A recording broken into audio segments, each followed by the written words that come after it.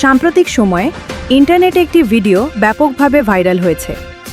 ভিডিওটিতে দেখা যায় ভোলা নদীর পাড়ে একটি ছেলে ও একটি মেয়ে আপত্তিকর অবস্থায় সময় কাটাচ্ছে। মেয়েটির পরনে কলেজের ড্রেস থাকায় ধারণা করা হচ্ছে সে হয়তো ক্লাস ফাঁকি দিয়ে তার বয়ফ্রেন্ডের সঙ্গে সেখানে গিয়েছিল।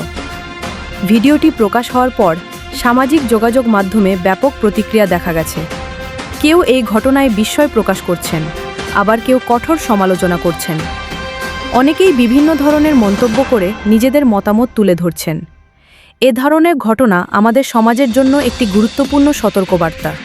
বিশেষ করে অভিভাবকদের উচিত তাদের সন্তানদের প্রতি আরও যত্নশীল হওয়া।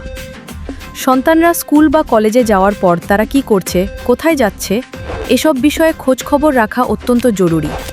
সন্তানদের সঠিক পথে পরিচালিত করা এবং তাদের সাথে বন্ধুত্বপূর্ণ সম্পর্ক গড়ে তোলা এখন সময়ের দাবি।